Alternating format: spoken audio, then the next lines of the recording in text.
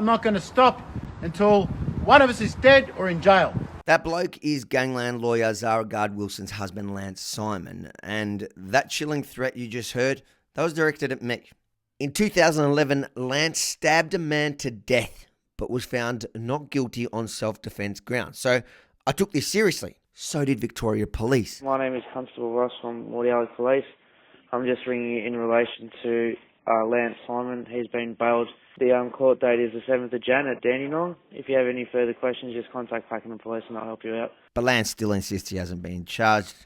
I'll let you decide for yourselves. And that's only the beginning. Watch this report all the way through to see what I've exposed. And then please, share it far and wide. Zara's husband Lance has been obsessed with Rebel News and specifically me for several months now. He's been broadcasting daily videos in which he defames us for the work we do. Lance sits in front of a Gard-Wilson lawyer's banner and spouts all sorts of wild allegations. He's a crook and he's robbing you. This is a business for Avi. This is only about making money. What other fucking causes? He's not fighting nothing. Dodgy lawyers that he has working for him. That's fake news. So Avi is fake news and he's a shifty little scamming fucking rat, isn't he? Listen, to be honest, it didn't really bother me because lots of people talk crap about me on the internet. So get in line, Lance. And if you've actually ever bothered to watch one of his videos, it was a lot of talk and no actual evidence to back up his ridiculous claims. Anyone with half a brain could see that. But last Thursday night, Mr. Simon made a claim about himself, not me, that as a journalist, I knew I must investigate. They're like, say, you love doing videos, do some videos for the Royal Children's Hospital. Now, these charities, they're legit proper charities. Now, they probably won't appreciate one of their ambassadors being online and swearing all the time and, viciously attacking the crowdfunders. It won't be what they like. Well, yeah, I reckon the Royal Children's Hospital wouldn't want someone who posts the kind of vile stuff Lance publishes to be their ambassador. But even if he hadn't, I found it hard to believe that they're taking on a notorious gangland lawyer's husband and violent criminal as their ambassador. Either they've lost the plot or he's lying. So I had to investigate. It was 7:25 a.m. and I immediately sent an email, a media inquiry to the Royal Children's Hospital. I thought they'd answer me by, lunchtime once everyone gets in after 9 a.m. and they had time to investigate the story. But no, 25 minutes later, 7:50 a.m., I got this sharp response. The Royal Children's Hospital has no involvement with Lance Simon, nor do we have ambassadors at the Royal Children's Hospital.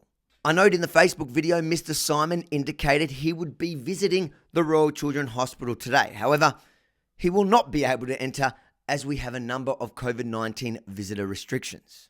Imagine my shock, eh? And what do you know? Not even 20 minutes later, the original video and claim are deleted and they're replaced with this. Last night on my live, I said I was an ambassador to the Royal Children's Hospital, which obviously, I'm not. I'm an ambassador to Melbourne Jet Ski Hire, who are supporting the Royal Children's Hospital. That's one mighty mistake, calling yourself an ambassador of one of the most prestigious hospitals for kids in the world, when you just really meant an ambassador for an obscure jet ski business, hire business in Melbourne. And I thought, if he's willing to lie about that so brazenly, what else is Lance hiding about the fundraising raffle for the Royal Children's Hospital? And to be clear, I'm not the one calling it a fundraiser.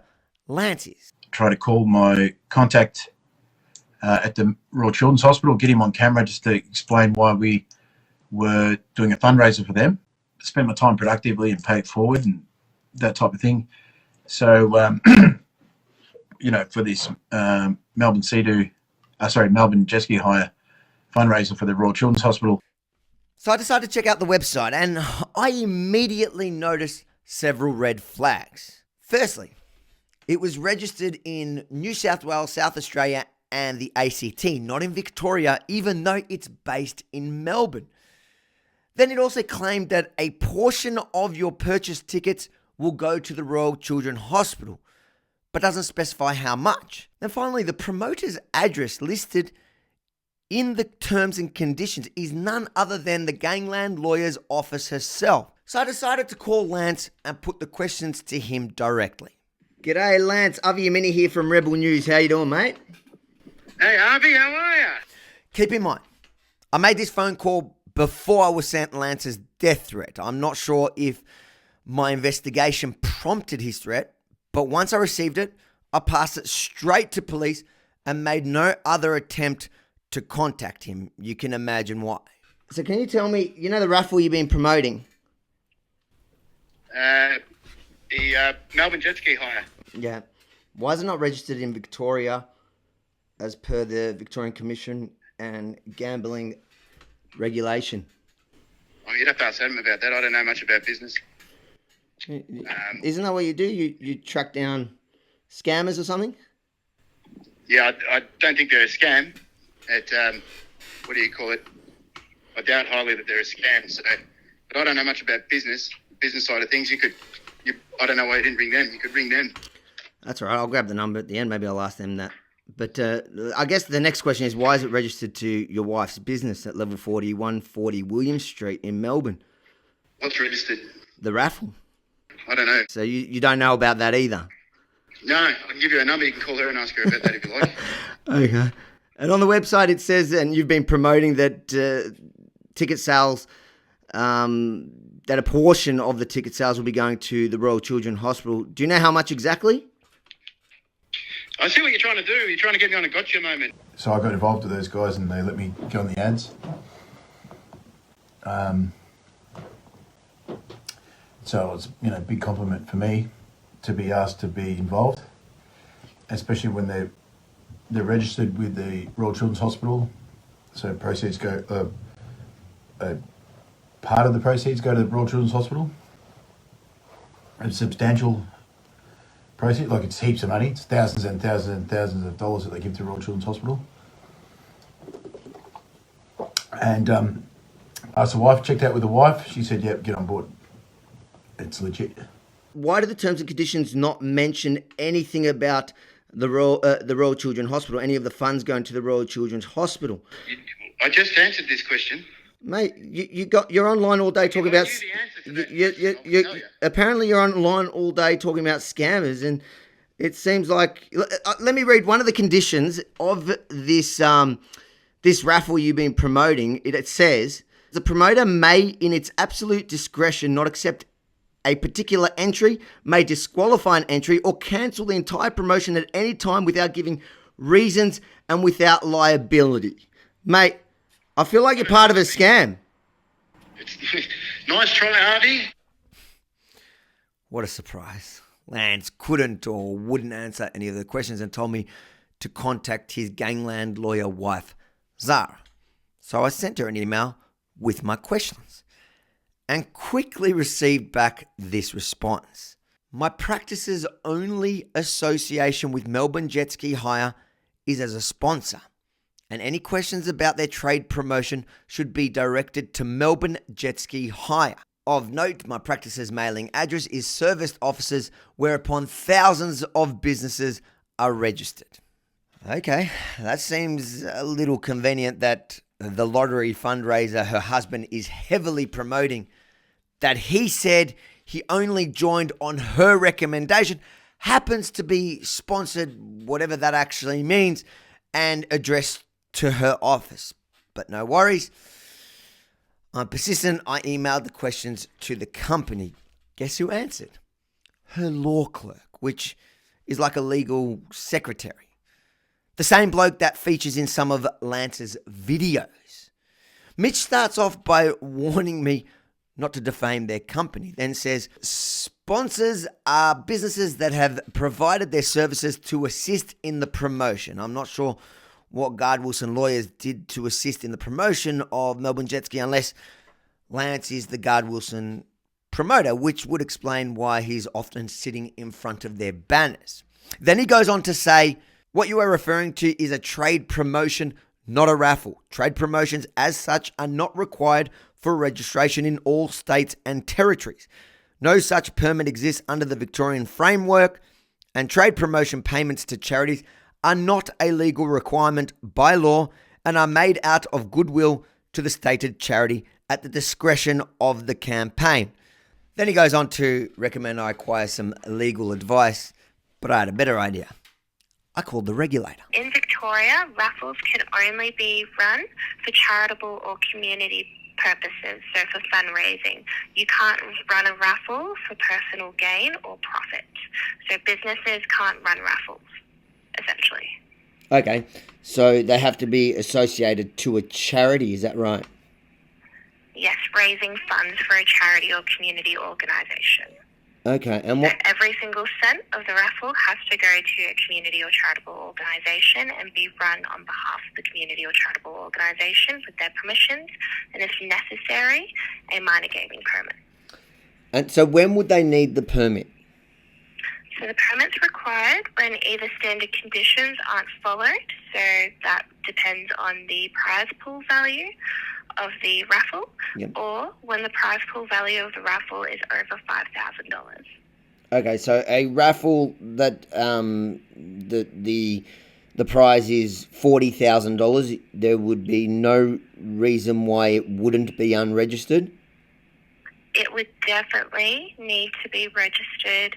It would have to be approved as a minor gaming activity, and it would have to have a minor gaming permit. So if there's a raffle at $40,000 that's being run to, raise funds for a community or charitable organisation, and it's open to Victorians, whoever's running that raffle needs to ensure that they have applied and been approved for a minor gaming permit. And that minor gaming permit number has to be listed on every single ticket that's sold. So if that, and we're not talking about 40,000. We're talking about if they're raffling off a jet ski, for example, that's valued at $40,000. That's the way they're marketing it. Then it must Correct. be registered in Victoria. If it's open to Victorians, yes. And what are the penalties for illegally running a raffle? They're quite severe. Unfortunately, I don't have that fee amount in front of me, but depending on the circumstances, whoever was running that, if running illegally, would be looking at very significant fines and possibly further. So if you have come across a raffle that doesn't feel, legit to you, or you have concerns about, I do very, very, very strongly recommend that you report that through to us via our complaints form on our website. You don't have to list your name against it if you don't want to, but if you'd like updates about it, please do put your contact details. But yeah, gaming complaints are very important to us. We take them quite seriously. So if you have come across something or you feel like you're being scammed, please don't hesitate to put that through to us in writing so we can investigate that for you. I did contact the raffle organisers themselves. Now, they claim it's a trade lottery. What's the difference between a raffle and a trade lottery? So raffles are when you essentially, you have a prize and you purchase directly a ticket. So you go, here's my $5, and I receive a ticket that goes into that raffle. So that's a raffle, as simple to put it. A trade promotion lottery is when a business will have a product that's up to be won. And the way to enter into that lottery is if you do a particular action. So, for example, if you sign up for a newsletter and you go in the draw to win, a $50 gift voucher. If you look on social media, for example, you'll see posts like Instagram or Facebook in which, if you like, comment and subscribe, you go in the draw to win. Okay. Yep. So that's when we're promoting businesses through a lottery system, but you don't actually pay for the ticket to go into the lottery. You do some form of action. Okay.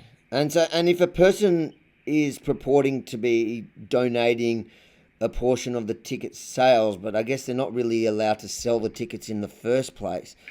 But if they're purporting to doing it in partnership with a charity, because it's a bit confusing here, but you're saying there is a charity. So this group, for example, as a marketing ploy, seem to be using the Royal Children's Hospital as their fundraiser to get people in. But on the site, it says a portion of the ticket sales will be going, so they're calling it ticket sales, Yeah. will be going to the Royal Children's Hospital. They're not declaring how much. What's the go with that? Do they have to declare, or is the whole thing illegal to begin with? What you're describing does sound very suspicious, and I would be very encouraging of you to submit so our compliance team can look into that. Of course, until a thorough investigation proves so, I can't call it a scam. But as the saying goes, if it looks like a duck, swims like a duck, and quacks like a duck, then it probably is a Shifty little scamming fucking rat. If you appreciate this report, make sure to like, comment, share, and subscribe to Rebel News on YouTube right now. You won't win anything for it besides the satisfaction of spreading the truth. And if you want to support what we do here at Rebel Australia, why not head over to our new store at rebelstore.com.au and get yourself or someone you love an awesome Rebel Christmas gift. Merry Christmas.